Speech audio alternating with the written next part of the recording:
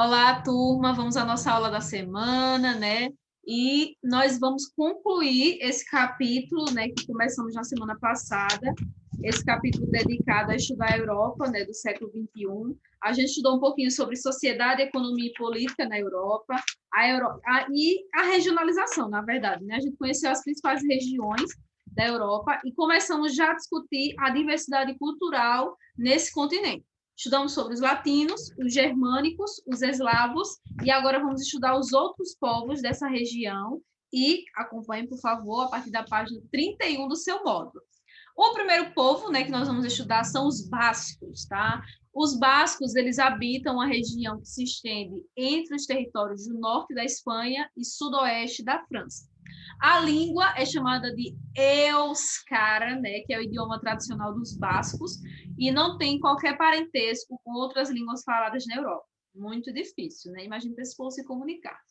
Com características linguísticas e culturais próprias, né? Então eles são bem incomuns, né? Os bascos, eles se diferenciam das sociedades nacionais, tanto espanhola quanto francesa, tá? Temos também os catalães, são habitantes da Catalunha, tá? Que é uma região extremamente próspera, tá? Da Espanha. Assim como os bascos, eles também preservam o seu idioma e as suas próprias tradições. A Catalunha é uma das 17 comunidades autônomas que são reconhecidas pelo Estado, né, espanhol, e foi feito um referendo, né, mas esse referendo não foi autorizado pelo governo central para separar a região e dar mais autonomia ainda. Temos também os magiares, página 33, tá?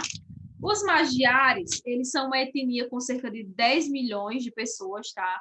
97% da população da Hungria é magiares, tá?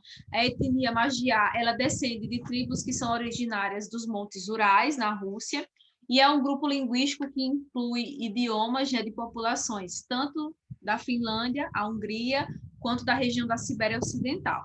E os ciganos, que eu tenho certeza que vocês já ouviram falar dos ciganos.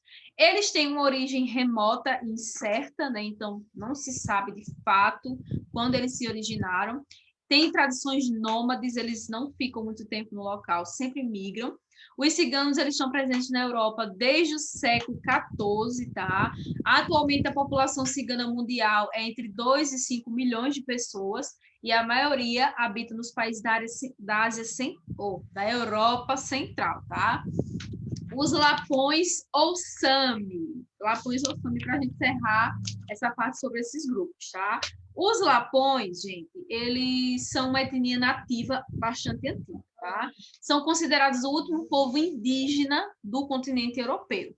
Uma marca, né, histórica desse povo, né, a criação das renas, que são mamíferos de grande porte, que são parentes dos alces ou dos cervos. O Sami, né, ele se utiliza de dialetos, tá, que se correlacionam entre si e são da mesma família linguística, dos outros idiomas nórdicos ou da Europa Oriental, tá? E eles usam essas roupas porque é uma região muito fria. Então, eles usam roupas quentes, né? Pele, alguns usam peles de animais. Vamos estudar um pouquinho agora esse último subtópico, tá? Página 36, União Europeia e a questão migratória, iniciando com boas-vindas no pós-guerra. Olha só, após a Europa ter emitido, né, um considerável fluxo migratório em todas as partes do mundo entre os séculos 16 e 19, enquanto vigorou o colonialismo, né, a Europa e os demais continentes, eles travaram essa relação, né, de colônia e metrópole. E o século XX ele vai trazer mudanças profundas, né, no sentido das migrações. Com o impulso financeiro que foi trazido, né, a partir do Plano Marshall para a reconstrução da Europa no pós-guerra, se tornou viável, né, que uma parte significativa de trabalhadores estrangeiros fossem para a Europa. Então, as coisas meio que se inverteram aí no pós-guerra, né? Se a Europa ela era colonizador e mandou gente para todas as partes do mundo, depois da guerra, muitas pessoas foram morar na Europa para ajudar a construir o continente, depois da guerra. Hostilidade nos novos tempos.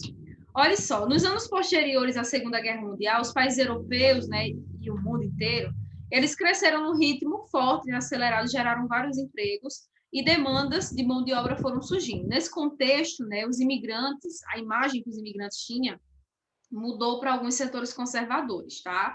Por quê? Esses imigrantes, eles representavam uma certa concorrência profissional e ameaçavam a cultura da Europa. Então, os movimentos conservadores, eles não queriam, né, a presença dessas pessoas na Europa. A xenofobia, que é aquele preconceito, né, contra as pessoas de fora, contra outra cultura, cresceu muito na Europa, tá? Nesse pós-Segunda Guerra Mundial. Migrações intracontinentais, está na página 38. A partir de 90, a expansão do bloco econômico europeu, né, a União Europeia, tornou mais heterogênea, ou seja, diferente, né, a composição socioeconômica da população nesse bloco, na União Europeia, tá? E também alterou a dimensão das economias com vários avanços, né, tecnológicos e industriais. E um dos destaques, né, foi o caso do Reino Unido com esse tema da migração intercontinental. Várias discussões polêmicas aconteceram e o Reino Unido acabou não entrando em acordo e se separou da União Europeia em 2016. Vida de imigrante na Europa, né? A chegada de levas de imigrantes na Europa a partir de 2013 passou a ser conhecida como uma crise migratória. A galera estava saindo do Oriente Médio, da África também, fugindo da guerra, da fome, da violência, né? Então, o objetivo das pessoas que saíam do Oriente Médio e da África para a Europa era alcançar os países com as melhores condições de vida, né? Como França, Alemanha e Reino Unido, tá? Estima-se que entre 750 e 800 bilhões de imigrantes ingressaram na Europa só em 2015. Em 2016, a União Europeia definiu um acordo, tá, com a permanência de imigrantes na Turquia em troca de uma ajuda financeira para o país. Migração e a questão demográfica. Deixa eu só alterar aqui a posição da câmera para não cobrir o título. Olha só, uma das questões, né, que torna o tema das migrações ainda mais controverso na Europa é a situação demográfica, né, que é vivida por vários países do continente. O crescimento vegetativo está próximo de zero na maioria dos países do continente, né, e a vinda dos trabalhadores de idade ativa, capaz de ofertar serviços para dinamizar o mercado, né, gera uma certa renda, né, e amplia também a arrecadação nos países onde essas pessoas vão atuar, tá? O que auxilia no certo equilíbrio nas contas públicas de alguns países do continente europeu. Bom, gente, a gente está encerrando nesse conteúdo desse capítulo. A atividade que eu quero que vocês façam essa semana é a da página 41, tá? Começa na 41, hora de estudo, tem uma questão, e termina na 42, tem mais outras questões. Questões de 1 a 5, página 41 e 42. Eu programei para 2 horas postar no Classroom a atividade, você já pode enviar. Qualquer dúvida, entre em contato, né? E a gente vai se falando. Semana que vem a gente se encontra novamente, né? Que Deus abençoe a todos, uma boa semana e tchau, tchau.